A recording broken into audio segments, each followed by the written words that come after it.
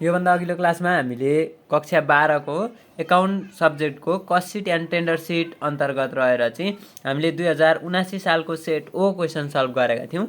आज पनि हामीले 2079 सालको सेट भी क्वेसन चाहिँ लिएर उपस्थित भएका छौँ।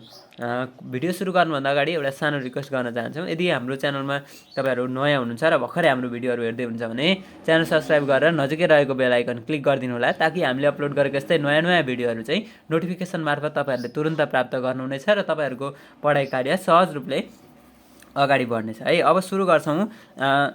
Last years following informations of a factory is given as भन्यो है।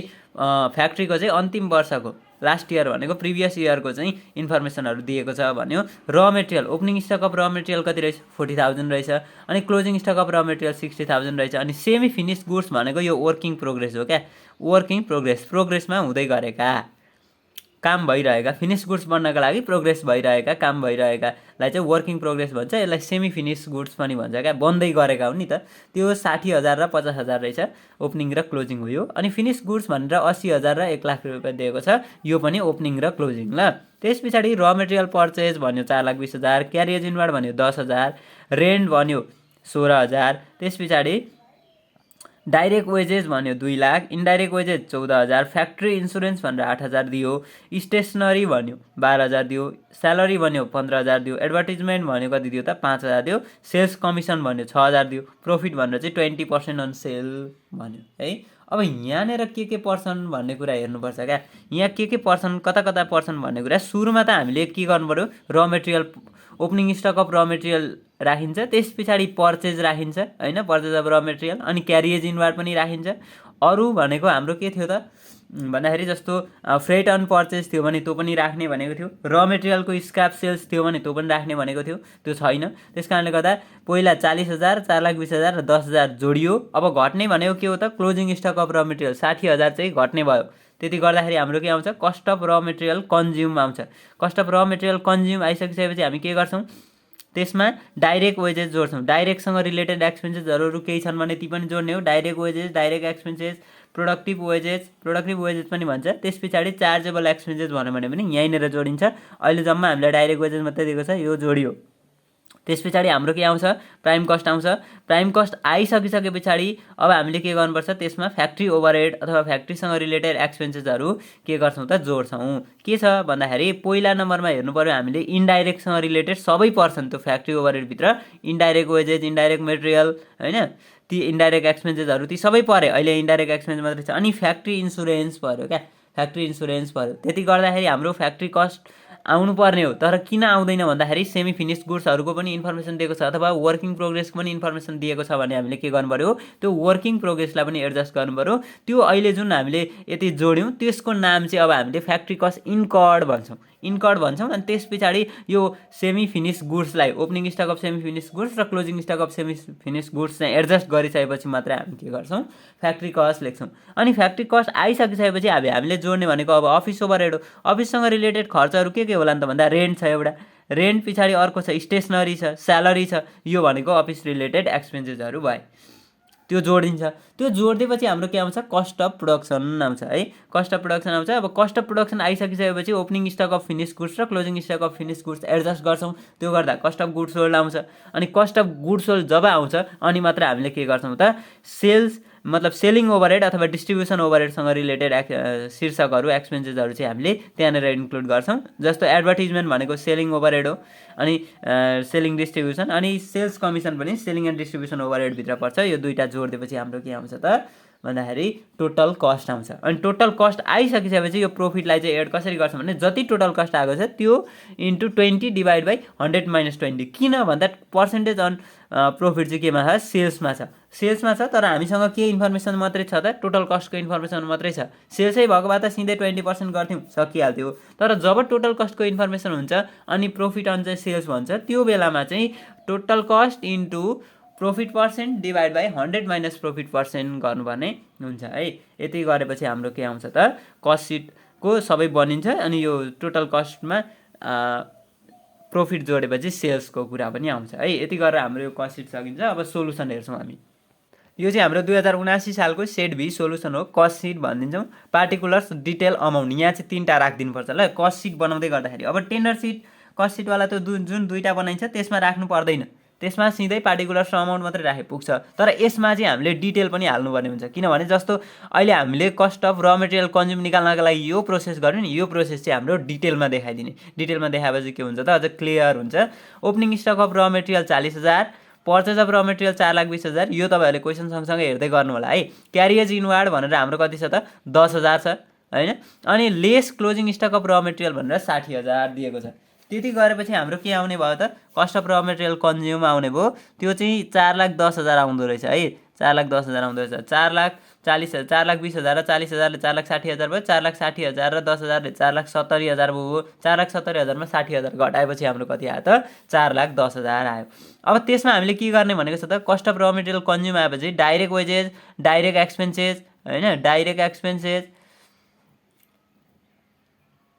त्यस पछाडि अर्को के भनेको छ चार्जेबल एक्सपेन्सेस भन्नु भने पनि यहीँ आउँछ चार्जेबल। अनि त्यस पछाडि अर्को भनेको प्रोडक्टिभ भनौँ भने पनि प्रोडक्टिभ वेजेस भनौँ, प्रोडक्टिभ एक्सपेन्सेस भनौँ भने यहाँ आउँछ। यो 2 लाख रुपियाँ अहिले हाम्रो जम्मा डाइरेक्ट वेजेस मात्रै दिएको छ, जोड्दाखेरि 6,10,000 भयो। यो प्राइम कस्ट भयो है, प्राइम कस्ट भयो। अब प्राइम कस्ट आइसकेपछि अब हामीले के गर्नुपर्छ त भन्दाखेरि फ्याक्ट्रीसँग रिलेटेड फ्याक्ट्री, यो भनेको अब यसको नाम के हो भने नि एड फ्याक्ट्री ओभरहेड भन्छौँ क्या, खासमा फ्याक्ट्री ओभरहेड भन्छौँ। अब यो अहिले देखाइराख्नु पर्दैन, तर पनि यो लेख्नु भयो भने अझै राम्रो। फ्याक्ट्री ओभरहेड भन्छौँ। अनि त्यस पछाडि त्यो फ्याक्ट्री ओभरहेडभित्र के पर्यो इन्डाइरेक्ट वेजेस पर्यो, फ्याक्ट्री इन्सुरेन्स पर्यो, अरू दिएको थियो फ्याक्ट्रीसँग रिलेटेड फ्याक्ट्रीका जुन एसेट्सहरूको डिप्रिसिएसन दिएको थियो भने त्यो पर्थ्यो, फ्याक्ट्रीका स्यालेरीहरू, वर्क म्यानेजर स्यालेरीहरू दिएको थियो भने पर्थ्यो, फ्युल कोल एन्ड ग्यास दिएको थियो भने त्यो पर्थ्यो। यो अहिले केही दिएको छैन, जम्मा हाम्रो इन्डाइरेक्ट वेजेस, इन्डाइरेक्ट र फ्याक्ट्री इन्सुरेन्स दिएको छ। 14 र 8ले 22 भयो, 6 10 मा 22 जोडिदिने 6,32,000 भयो हैन। त्यसमा अब हामीले फ्याक्ट्री कस्ट इन्कर्ड भन्छौँ क्या, यसको नाम चाहिँ। किन फ्याक्ट्री कस्ट इन्कर्ड भन्यौँ त भन्दा जब हामीलाई वर्किङ प्रोग्रेसको इन्फर्मेसन दिन्छ अथवा सेमी फिनिस गुड्सको इन्फर्मेसन दिन्छ, वर्किङ प्रोग्रेस भन्नु र सेमी फिनिस गुड्स भन्नु एउटै हो है फेरि। त्यसको इन्फर्मेसन दिएको बेला हामीले त्यसलाई एडजस्ट गरेर अनि मात्रै हामीले फ्याक्ट्री कस्ट निकाल्ने भएको कारणले गर्दाखेरि अहिले यसको नाम फ्याक्ट्री कस्ट इन्कर्ड भयो हैन। अब त्यसमा एड र lace opening stock of WIP र working closing stock of WIP. अब यो भनेको के अरे त सेमी, अहिले हामीलाई क्वेसनमा चाहिँ यो भनेको छ क्या सेमी फिनिस गुड भने, सेमी फिनिस गुड्स भने, यो पनि semi finish good, semi finished goods हो। यति छ। 60,000 चाहिँ ओपनिङ स्टक छ, क्लोजिङ स्टक 50,000 छ भनेपछि यो खर्च चाहिँ, यो ओपनिङ स्टक भनेको हाम्रो खर्च, क्लोजिङ आम्दानी हुन्छ है। 6,32,000 माइनस 10,000 गर्दाखेरि प्लस 10,000 गर्दाखेरि कति भयो त 6,42,000 भयो। यो हेर्छौँ अब 6,42,000 भयो क्या, फ्याक्ट्री कस्ट आयो। अब चाहिँ अब फ्याक्ट्री कस्ट आइसकेपछि अफिस ओभरहेड भनेर जोड्ने हो। अफिस ओभरहेडमा के छ हाम्रो रेन्ट, स्टेसनरी र स्यालेरी छ है। रेन्ट भनेको 16,000, स्टेसनरी 12,000 र स्यालेरी चाहिँ हाम्रो कति त 15,000 छ। यो जोड्दाखेरि 43,000 हुँदो रहेछ। 6,42,000 मा 43,000 जोड्दा 6,85,000। यो क्लोज गर्नु पर्दैन है, मैले यहाँ तपाईँहरूलाई बुझाउनको लागि मात्रै यहाँ क्लोज गरेर यस्तो देखाउँदैछु। यति आयो भनेर भने मात्रै हो, फेरि क्लोज गर्दै गर्दै गयो भने भरे कन्फ्युज हुन्छ क्या, कहाँ जोड्ने कहाँ घटाउने भन्ने। अब जब हाम्रो कस्ट अफ प्रोडक्सन आउँछ, कस्ट अफ प्रोडक्सन आइसकिसकेपछि opening stock of finish goods र closing stock of finish goods adjust गर्नुपर्ने हुन्छ। हामीले ओपनिङ स्टकलाई एड गर्ने, क्लोजिङ स्टकलाई लेस गर्ने भनेर भनिसकेका छौँ, पढिसकेका छौँ।